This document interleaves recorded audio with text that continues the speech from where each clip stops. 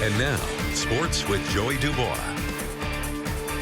When you think of spring, football probably isn't the first thing that comes to mind, but Coach Charlie Regal and company are looking to change that at Idaho State, getting their spring football schedule started this afternoon.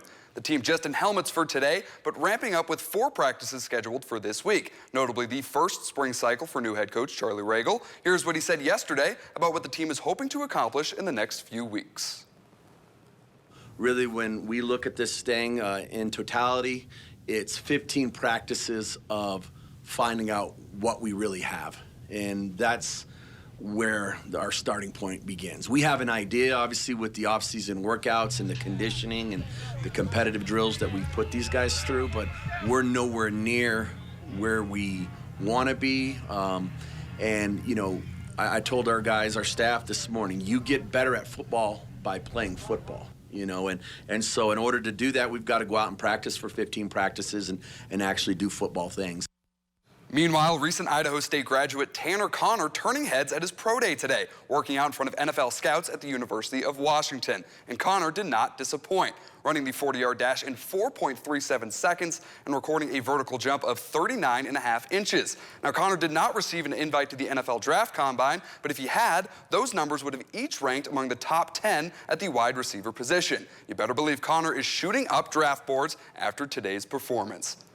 If you're from Pocatello, you've probably heard of Isaiah Harwell by now, but Century's freshman hoops phenom will soon have a chance to be a household name all around the country. Harwell, part of an exclusive group of 46 high schoolers invited to Team USA's minicamp this weekend, one of only 9 members of the class of 2025 participating. I caught up with Harwell and his coach Ryan Frost this afternoon to talk about the special opportunity. And I didn't even really know it was a thing, but then I got selected and I was happy, so it was just a blessing. We knew Harwell was good, but this is an awfully exclusive group, so I wondered if Coach Frost was at all surprised. Yes and no. I'm not with just being around him and watching him. I am just because, like, you know, Pocatello, Idaho, I don't even think a kid from Idaho has ever been selected for this. And like we were kind of talking before, I wasn't even aware they did something with this age group. So it's just cool for him to get this opportunity, and I think he's going to make the best of it. And while Harwell may be the first from the area, Frost thinks he won't be the last. I think it's huge for Pocatello, it's huge for Idaho, just to put us on the map where, hey, we have some kids that are really good at basketball. So you start finding one kid, and then you maybe see another kid down the road, and I think it just helps kids down the road with a better opportunity. And with a strong showing next weekend, Harwell could play his way onto a U16 Team USA squad that just won gold at the last FIBA World Championships. But Harwell's not feeling any pressure. That's just a blessing for me. I mean, that's going to be really exciting. And hopefully God puts it forth and just has me do what he wants me to do. Good luck to Isaiah this weekend, and get this, he has the chance to see Duke UNC in person as a part of the camp. What an opportunity there.